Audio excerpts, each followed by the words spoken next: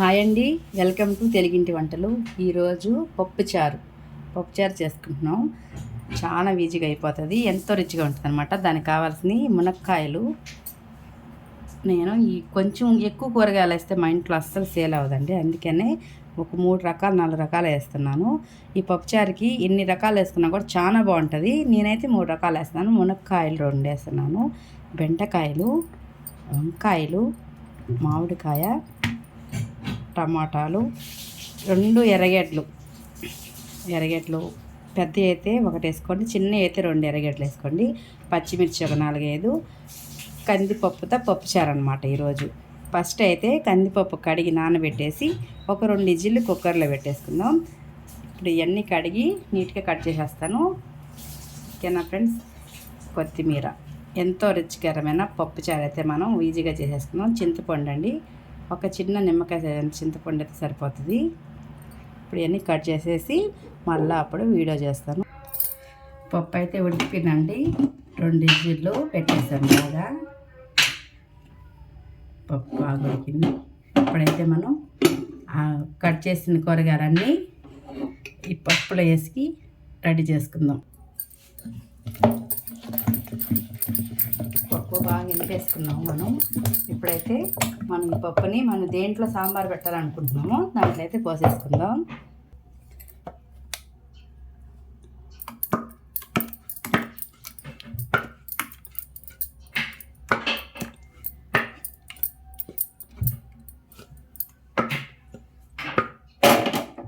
చింతపండు మీకు చూపించాను కదా, నిమ్మకాయ చింతపండుని, అది బాగా రసం తీసేసుకొని ఇట్లాగా అది కూడా ఇందులో పోసేసుకుందాం.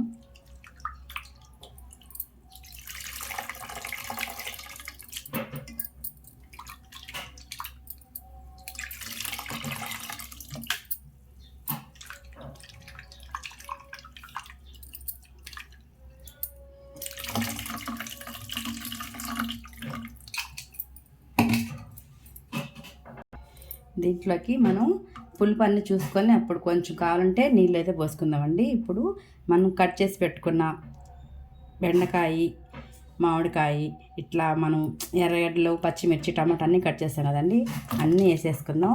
ఇట్లా పప్పుచారు చేసుకొని చూడండి, చాలా బాగుంటుంది అనమాట. మీరు తినే కూరగాయల వరకే వేసుకోండి, అంటే తినని కూరగాయలు వేసుకున్నా కూడా మన పిల్లలు అయితే తినరు కదా. మా పిల్లలు బెండకాయ, మునక్కాయలు అయితే కొంచెం బాగా తింటారండి. వంకాయ, మునక్కాయలు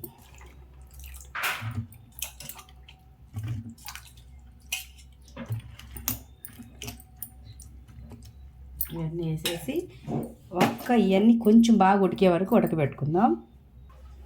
దీంట్లోకి రుచికి సరిపడా కొంచెం కారం తినేదాన్ని బట్టి వేసుకోండి, కొంచెం పసుపు, రుచికి మనం సరిపడా కొంచెం ఉప్పు వేసేసుకుందాం.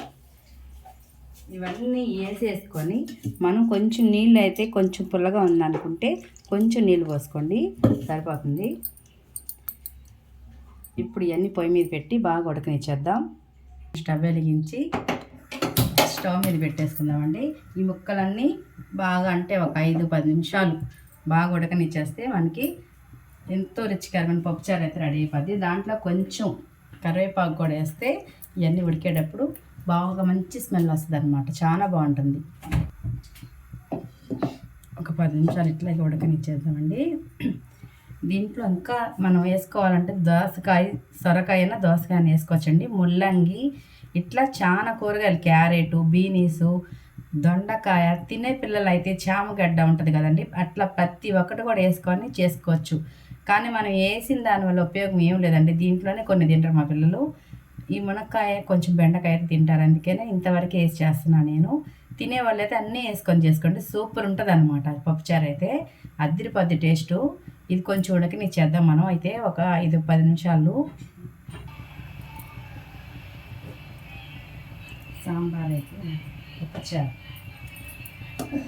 కొంచెం బాగా మరగనిచ్చేదాకా ఇట్లా కొంచెం కలుపుకుంటూ ఉంటే మనకైతే పొంగకుండా బాగా ఉడికిపోతాయి అన్నమాట ముక్కలైతే.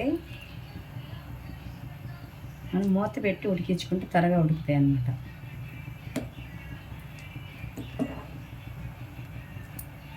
మీరైతే ఎట్లా చేస్తారండి ఫ్రెండ్స్ పప్పుచారు? ఒక్కొక్కరు చాలా విధాలుగా చేస్తారు కదా. నేనైతే పప్పుచారు ఇదే విధంగా చేస్తాను, చాలా బాగుంటుందన్నమాట. ఇవి కూరగాయలు ఎన్ని కావాలన్నా వేసుకోవచ్చు మన పిల్లలు తినేదాన్ని బట్టి. లేదు మన దగ్గర కూరగాయలు ఏమి తినబుద్ధి అవ్వట్లేదు అనుకున్నప్పుడు ఒక్క మునక్కాయ మామిడికాయ వేసుకొని చేసుకున్నా కూడా చాలా రుచిగా ఉంటుంది అనమాట. దీంట్లో బాగా ఈ ముక్కలన్నీ ఉడికితే ఈ పప్పుచారు అనేది అదిరిపోద్ది టేస్ట్. దీంట్లోకి మనం ఏమి అసలు ఇంకా వేరేగా ఇంకొక తాలింపులు చేసుకున్న ఆలోచన కూడా రాదు.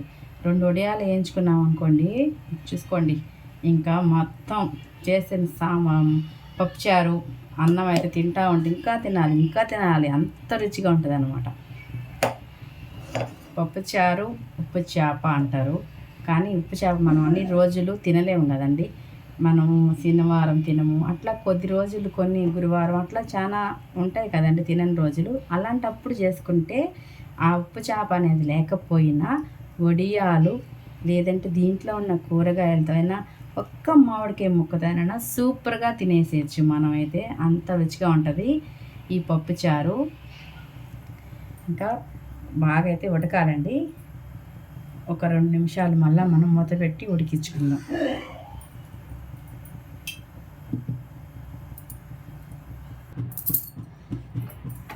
సాంబార్ అయితే పప్పుచారు అయితే మనకి బాగా ముక్కలన్నీ ఉడికిపోయినాయండి.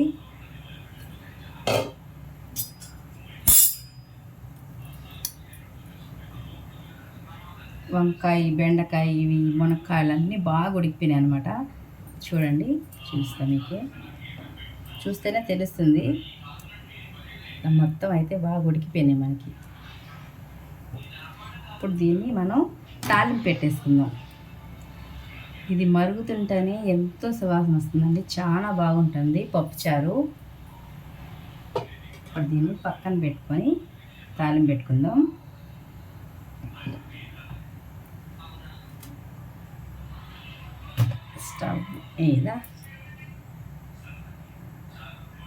స్టవ్ మీద కడాయి పెట్టుకొని తాలింపు పెట్టేసుకుందాం.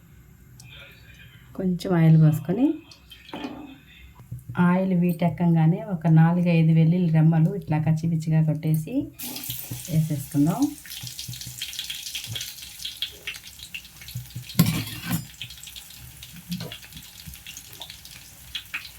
ఒక 1/2 టీ స్పూన్ ఆవాలు, 1/2 టీ స్పూన్ జీలకర్ర, కొంచెం పచ్చిశనగపప్పు. ఇవన్నీ దోరగా వేస్తున్నప్పుడే ఒక 1/2 ఎర్రగడ్డ ముక్కలు, ఒక 2 ఎండుమిర్చి వేసి బాగా ఇవి కూడా బాగా వేగిపోవాలి దోరగా. ఏం చేసుకొని కొంచెం కరివేపాకు,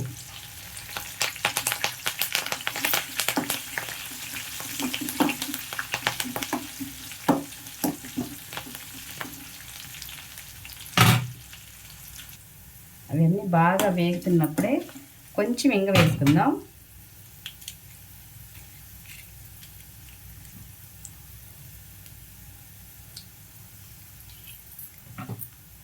మొత్తము తాలింపు అంతా వేగిపోయాక ఒక్క చిటికెడు ఇంగ వేసుకుంటే చాలా రుచిగా ఉంటుంది అనమాట.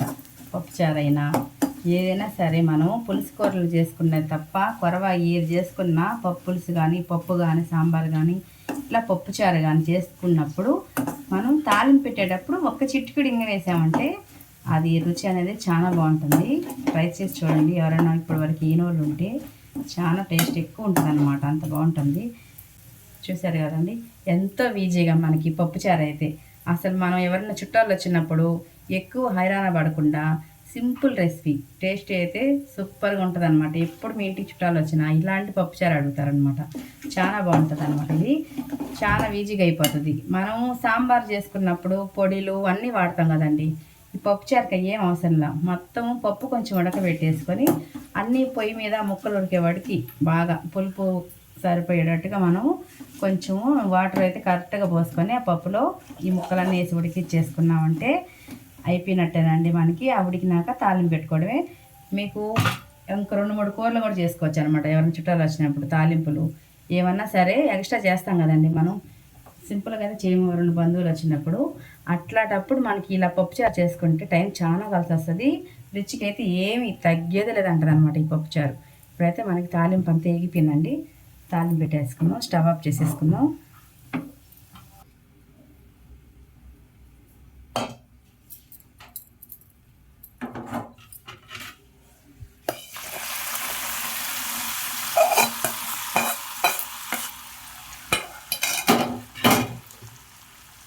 కొంచెం కొత్తిమీర,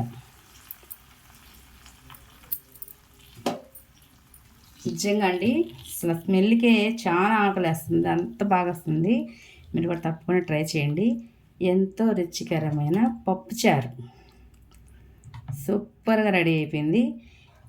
ముద్దకి ఆహా ఓహో అనుకొని తింటారు కానీ మీ ఊళ్ళో, మీ ఇంట్లో వాళ్ళు కానీ మీ బంధువులు కానీ ఎవరికి మీరు చేసి పెట్టినా కూడా సూపర్ అంటారే కానీ ఇంకొక మాట కూడా వాళ్ళు అనే ఛాన్సే లేదనమాట.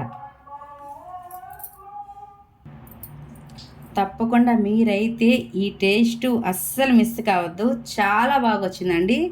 అసలు నేను చెప్పినట్టే చేసుకోండి, అప్పుడే మీకు అనిపిస్తుంది అనమాట ఎంతో రుచికరమైన పప్పుచారు మనం ఇన్ని రోజులు మిస్ అయిపోయామని. తప్పకుండా ట్రై చేయండి. ఓకేనా ఫ్రెండ్స్, మా వీడియోస్ అన్నీ మీకు నచ్చినట్టయితే లైక్ చేసి షేర్ చేసి అట్లానే సబ్స్క్రైబ్ కూడా చేసుకొని మీ సపోర్ట్ మాకు ఎప్పుడు అందించండి. ఓకేనా ఫ్రెండ్స్, బాయ్ అండి. Thank you for watching.